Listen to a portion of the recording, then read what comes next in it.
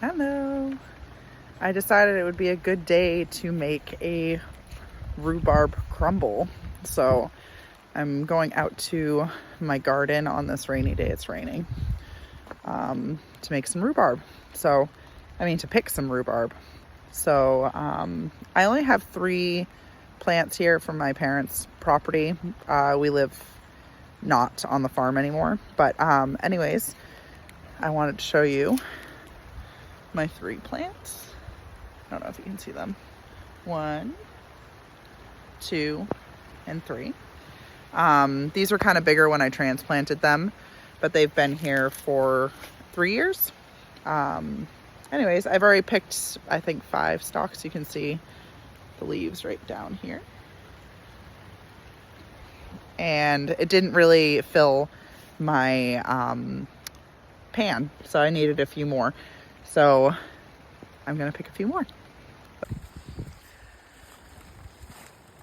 Let's see, I'll go pick over here. Pick some medium-sized ones. Ooh, I didn't pick that very well. I'm having a hard time. There we go.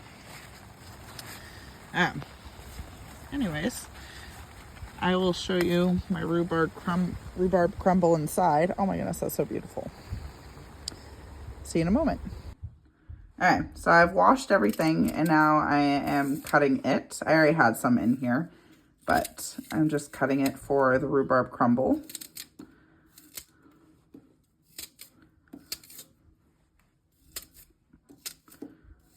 Sometimes it has like these little strings, and I kind of just put them to the side.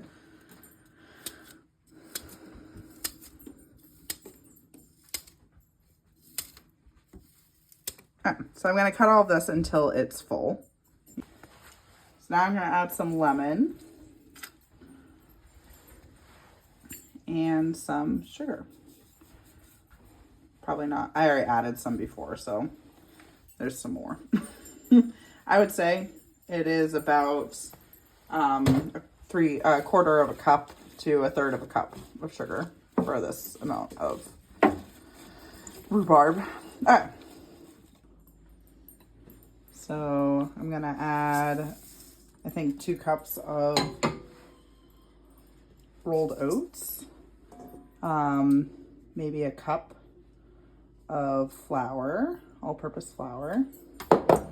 I like to use almond flour too, but we're out of it. 2 cups of brown sugar. I had to make this because I was out of brown sugar, so I added molasses to normal sugar. Did 2 sticks of butter. I might have to add more flour. And then I'm just gonna do a little dash of cinnamon.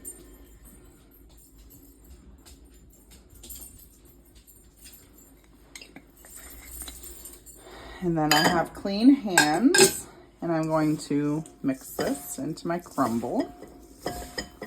The butter was softened.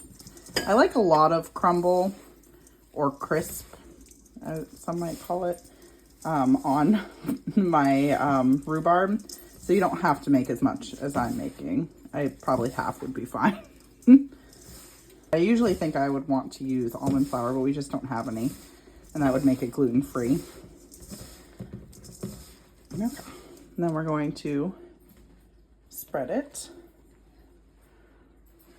on the top of our rhubarb sugar and lemon mixture.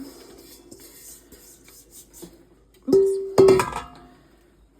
And then I'm going to pop it in the oven at 350 for 45 minutes or until it's done. And I'll be right back.